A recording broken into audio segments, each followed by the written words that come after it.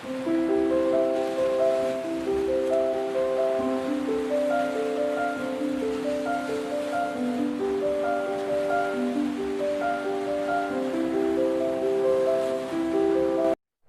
everyone, welcome to Sagar Gautam Inspiration Channel. I request you, first of all, दोस्तों इस channel को दिल से सब्सक्राइब कर दें और इस वीडियो को पूरा देखें और हो सके तो ज़्यादा से ज़्यादा इस वीडियो को हर किसी तक पहुंचाने की कोशिश करना, फैलाने की कोशिश करना, ताकि इस वीडियो से निकली दिल से निकली बात हर किसी तक पहुंच सके। दोस्तों ये आज का जो हमारा टॉपिक है नजरिया, आई वेटिंग फॉर समवन, और इसके अंदर इस वीडियो के अंदर लोगों के नजरिए के बारे में बताया गया है कि दुनिया में इंसानों को देखने का नजरिया कैसा होना चाहिए, हर किसी को देखने का नजरिया कैसा होना चाहिए। यूं देखा जाए तो दुनिया में हर एक चीज अधूरी है। यूं देखा जाए तो दुनिया में हर एक चीज अधूरी है, पर उसे सही रूप से देखने के लिए सच्चा नजरिया जरूरी है। और उसे सही रूप से देखने के लिए सच्चा नजरिया। दोस्तों नजरिया, आई वेटिंग फॉर समवन, इस टॉपिक के साथ आज का टॉपिक हम शुरू करें। कहा जाता है उस ईश्वर ने दुनिया को बनाया और इंसानों को भी बनाया, और कुछ इंसान ऐसे बनाए जिसको देखकर सामने वाला ये कह उठता है कि भगवान ने तुम्हें फुर्सत से बनाया। तो कुछ ऐसे भी इंसान हैं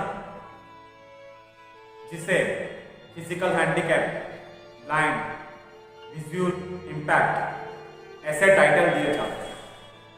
तो जिन इंसानों को ईश्वर ने फुर्सत से बनाया है, क्या उनकी बची कुची मिट्टी से ऐसे इंसानों को बनाया है जिसे लोग फिजिकल हैंडीकैप, ब्लाइंड या विजुअल इंपैक्ट कहते हैं। भगवान तो सबको बराबरी से देखते हैं, तो फिर इंसानों को बनाने में भगवान ऐसे भेदभाव कैसे कर सकते हैं?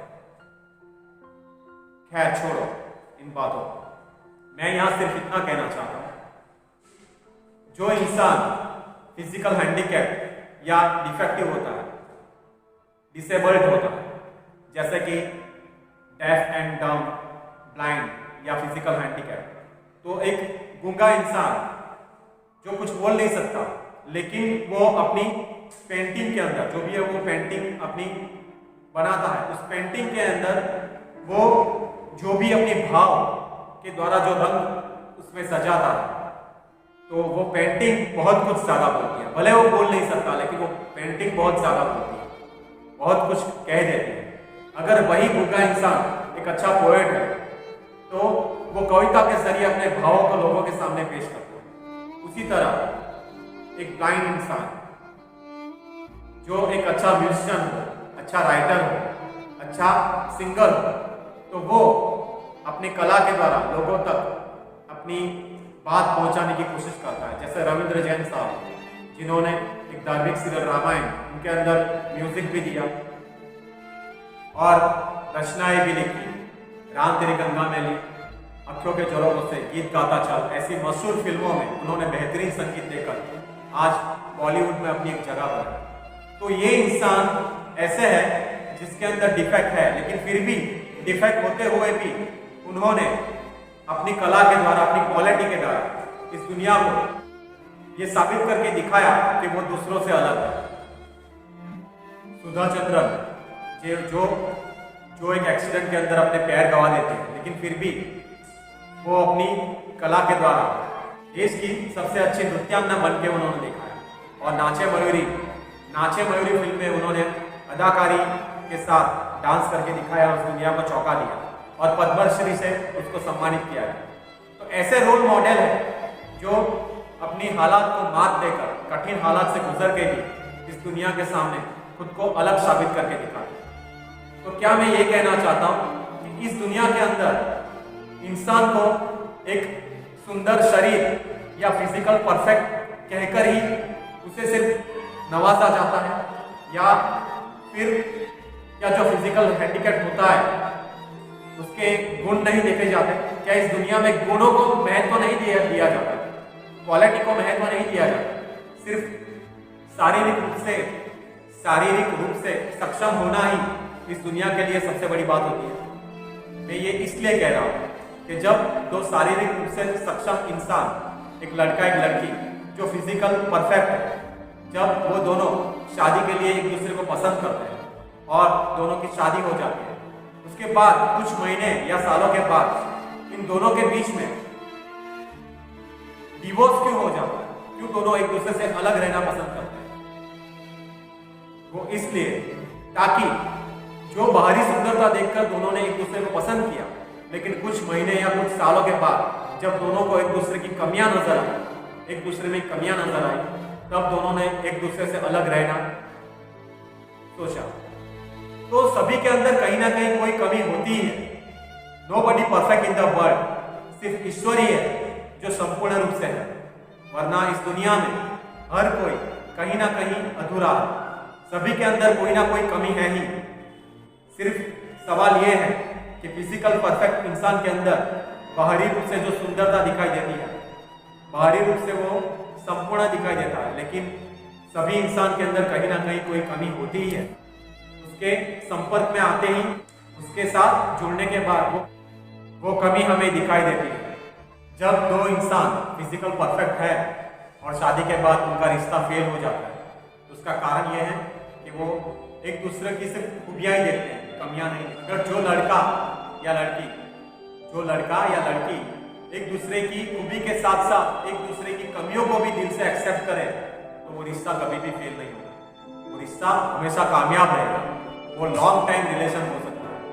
तो दोस्तों, मैं सिर्फ इतना कहना चाहता हूँ कि एक दूसरे की सुंदरता को या एक दूसरे की खूबी को ही सिर्फ मत देखो, लेकिन एक दूसरे की कमियों को भी समझने की कोशिश करो।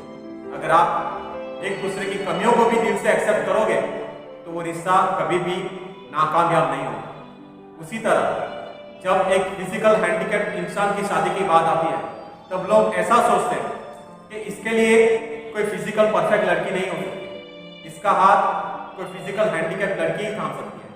तो लोग ऐसा नजरिया क्यों रखते हैं, क्यों ऐसी सोच रखते हैं कि एक फिजिकल हैंडीकैप के लिए एक फिजिकल हैंडीकैप लड़की ही होनी चाहिए?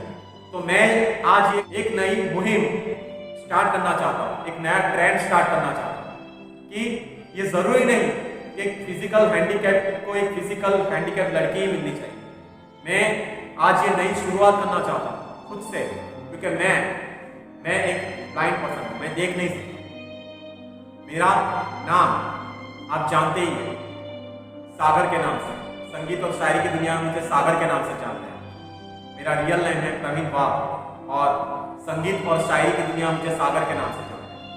13 साल की उम्र में हाई फीवर में मैंने अपनी आंखों की रोशनी गंवा दी, लेकिन मेरी आंखें आपकी जैसी नॉर्मल ही है। सिर्फ इसमें रोशनी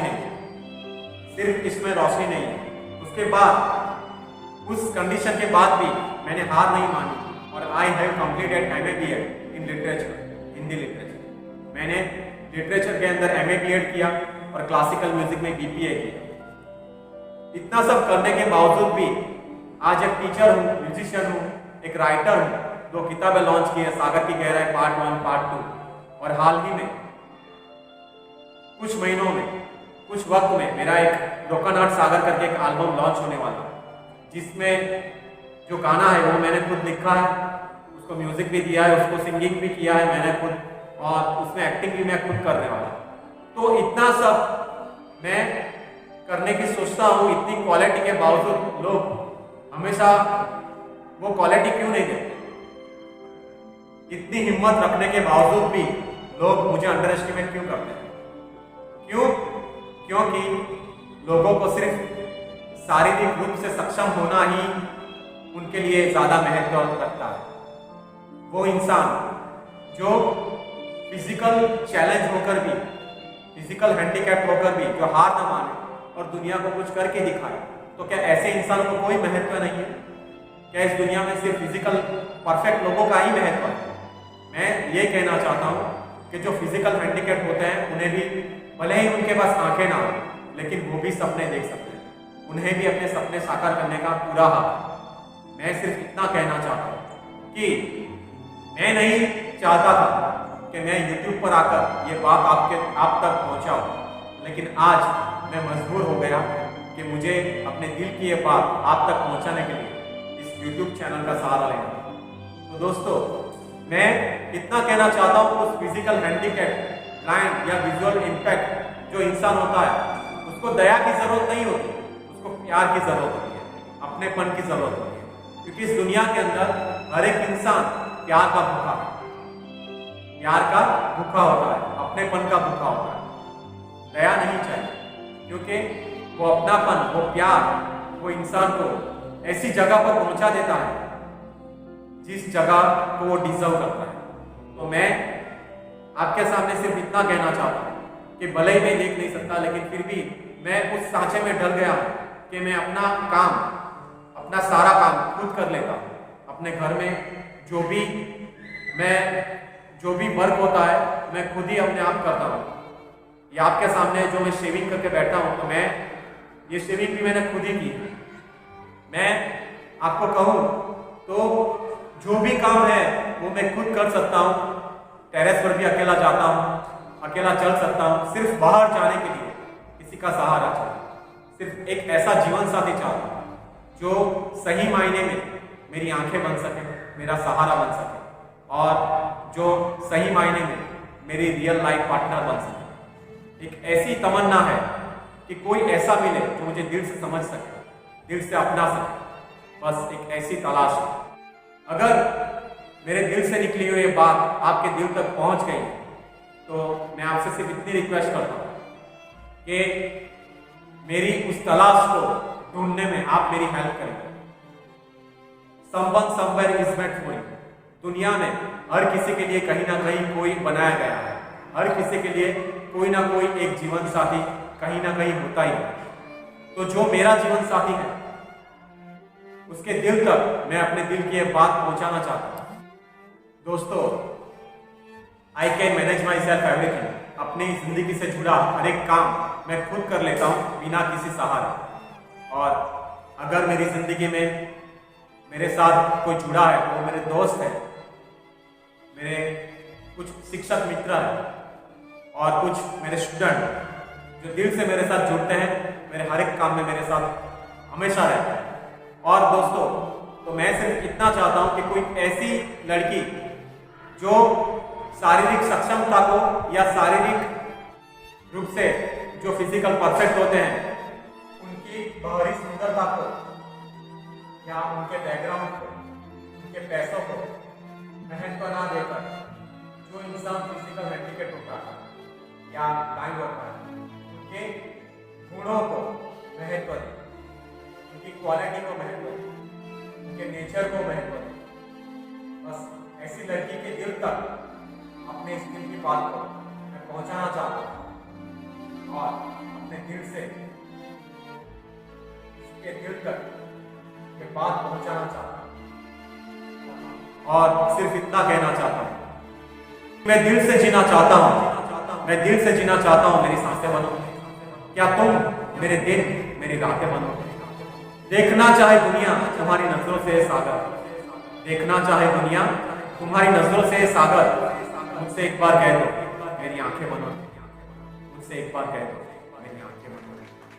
और साथ में ये भी कहना चाहता हूँ कि वो लड़की जिसका देखने का नजरिया, सोचने का नजरिया अलग हो, जो फिजिकल हैंडीकैप को सिर्फ फिजिकल हैंडीकैप ना देखे, ब्लाइंड को सिर्फ ब्लाइंड ना देखे, लेकिन उसके अंदर जो गुण होते हैं, जो क्वालिटी होते हैं, उन सब को देखे। तो इन सब चीज़ों के लिए भी ये एंड में मैं अपनी शायरी कहकर आपसे विदा लेना चाहूँगा।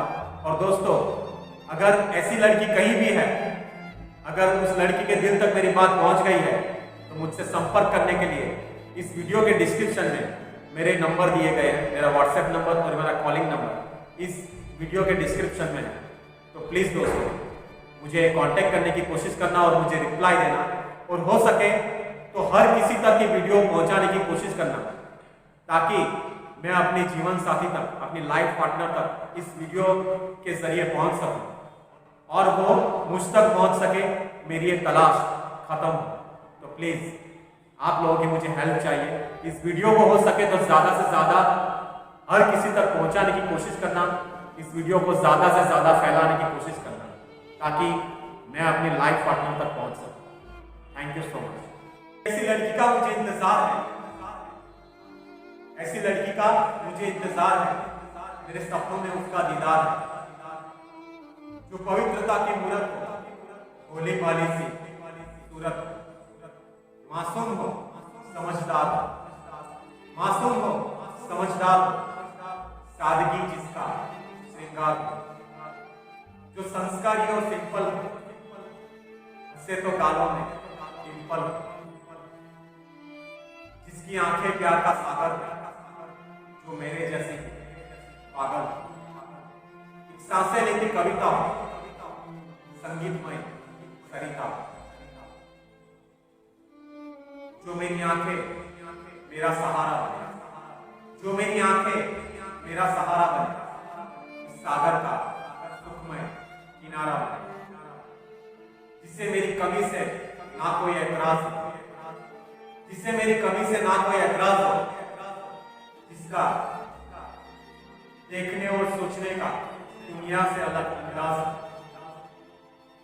जिसका दिल प्यार का दरिया हो, जिसका दिल प्यार का दरिया हो, और सबसे अलग इसका नजरिया, सबसे अलग इसका नजरिया, बस सागर की आखिरी तलाश यही है, सागर की आखिरी तलाश यही है, क्या कभी कुछ पाएगी